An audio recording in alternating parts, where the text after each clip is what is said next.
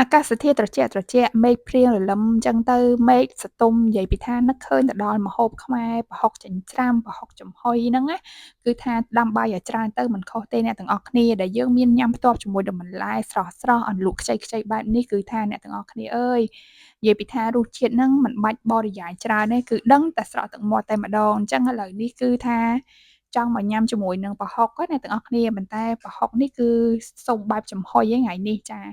ឥឡូវយើងត្រូវការគ្រឿងផ្សំមួយចំនួនដើម្បីធ្វើឲ្យប្រហុកយើងវាមានរសជាតិឆ្ងាញ់ហើយនឹងបំបាត់ក្លិនណាអ្នកទាំងអស់គ្នាកាត់ឆ្អាបកាត់អីចឹងទៅចាដែលគ្រឿងផ្សំហ្នឹងគឺយើងមានដូចជាខ្ទឹមក្រហមចាគល់ស្លឹកគ្រៃស្លឹកក្រូចហើយនិងខ្ទឹមសចាហើយយើងគ្រាន់តែលាងសម្អាតគ្រឿងផ្សំទាំងអស់ហ្នឹងហើយយកមកហាន់ចាជាចំណិតរាងស្ដើងៗល្មមណាអ្នកទាំងអស់គ្នាដោយសារតែគ្រឿងទាំងអស់នេះយើងត្រូវការធ្វើការចិញ្ច្រាំណាអញ្ចឹងបើសិនជាយើ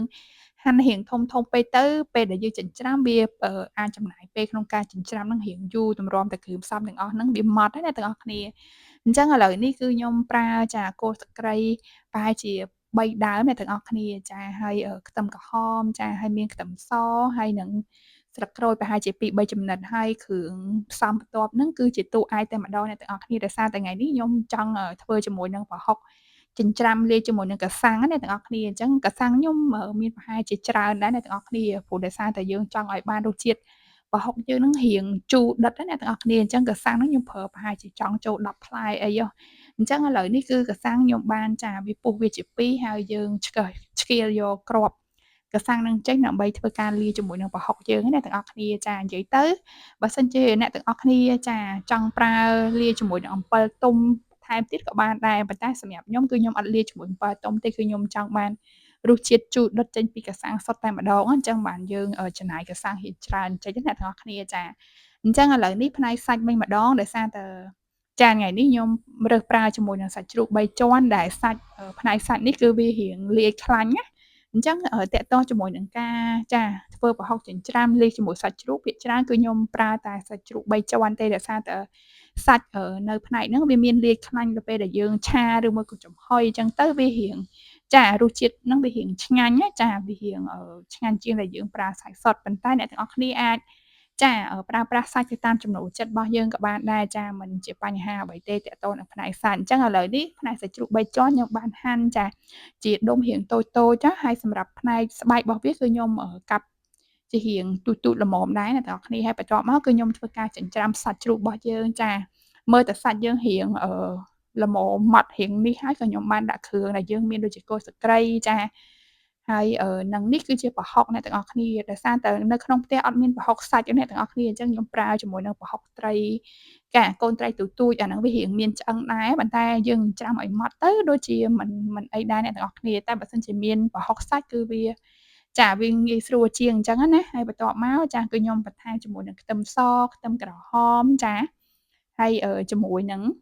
អឺស្លឹកក្រូចអ្នកទាំងអស់គ្នានិយាយទៅគ្រឿងទាំងអស់នេះពេលដែលយើងចិញ្ច្រាំចូលជាមួយនឹងប្រហុករបស់យើងទៅវាបង្កើនក្លិនឈ្ងុយហើយធ្វើឲ្យចាសាច់និងប្រហុករបស់យើងហ្នឹងវាកាត់ក្លិនឆ្អាបដែរអ្នកទាំងអស់គ្នាហើយបន្ទាប់មកខ្ញុំលាយជាមួយនឹងម្ទេសចាម្ទេសនេះគឺជាម្ទេសហាវ៉ៃខ្ញុំដាក់ដើម្បីចិញ្ច្រាំឲ្យប្រហុករបស់ខ្ញុំរាងឡើងពណ៌ស្អាតទេតែបើសិនជាកម្រិតហឹរមិនហឹរណាស់ណាទេអ្នកទាំងអស់គ្នាបើសិនជាអ្នកទាំងអស់គ្នាចង់បានរាងហឹរខ្លាំងយើងដាក់ម្ទេសស្រស់ឲ្យច្រើនទៅគឺចាគឺបានហើយប៉ុន្តែដោយសារតែខ្ញុំអត់ចង់បានលោកហឹរណាបើសិនជាមិនយើងអាចថែមថយនៅខាងក្រៅវិញល្អជាងខ្លាចហឹរជ្រុលទៅយើងញ៉ាំអត់កើតណាអញ្ចឹងឥឡូវនេះបន្ទាប់ពីខ្ញុំចិញ្ច្រាំគ្រឿងជាមួយនឹងសាច់ប្រហុកអីហ្នឹងរាងបានម៉ត់ល្អហើយខ្ញុំក៏បន្ថែមជាមួយនឹងចាកាសាំងយើងចូលទៅចាហើយធ្វើការចិញ្ច្រាំបន្តរហូតដល់គ្រឿងទាំងអស់ហ្នឹងគឺបានចូលសព្វគ្នាល្អជាមួយនឹងសាច់យើងណាអ្នកទាំងអស់គ្នាចាអញ្ចឹងបន្ទាប់ពីចិញ្ច្រាំគ្រឿងផ្សំជាមួយនឹងសាច់បានម៉ត់ល្អហើយចាគឺខ្ញុំបានលាយជាមួយនឹងគ្រឿងទេសបន្ថែមដែលយើងមានដូចជាស្ករសចា2ស្លាបព្រាបាយប៊ីចេងបន្តិចទៅហើយនិងម្សៅស៊ុបតែបន្តិចទេគឺខ្ញុំអត់ទាន់បានដាក់ទឹកត្រីឬមួយក៏អំបិលបន្ថែមទេអ្នកទាំងអស់គ្នាដោយសារតែសាច់ប្រហុកយើងវាប្រៃអញ្ចឹងកាលណាដែលយើងលបអំបិលឬមួយក៏ទឹកត្រីច្រើនវាធ្វើឲ្យរសជាតិប្រហុករបស់យើងនឹងកាន់តែប្រៃអញ្ចឹងដល់ពេលដែលវាប្រៃពេកទៅគឺយើងពិបាកកែរសជាតិវិញឯងអញ្ចឹងយើងស៊ូថាពេលដែលយើងលាយហើយយើងអាចភ្លក្សបន្តិចតាមក្រោយថារសជាតិវារៀងស្ទើរផ្អែមស្ទើរប្រៃអាហ្នឹងចាំយើងថែមថយនៅពេលក្រោយទៀតក៏មិនជាបញ្ហាអីដែរអញ្ចឹងបន្ទាប់ពីចាភ្លក្សរសជាតិបានសមល្មមហើយខ្ញុំក៏បន្ថែមជាមួយនឹងសាច់ស្បែកជ្រូកអ្នកទាំងអស់គ្នាដាក់ពីលើហើយក៏តុបតែងមានដូចជា កូនម្ទេសផ្លោកបន្តិចមកអ្នកទាំងអស់គ្នាចាហើយបន្ទាប់មកគឺខ្ញុំមានជាមួយនឹងទ្រាប់ពុតញងអ្នកទាំងអស់គ្នាធ្វើការដាក់ពីលើហើយខ្ញុំក៏បន្ថែមជាមួយនឹងម្ទេស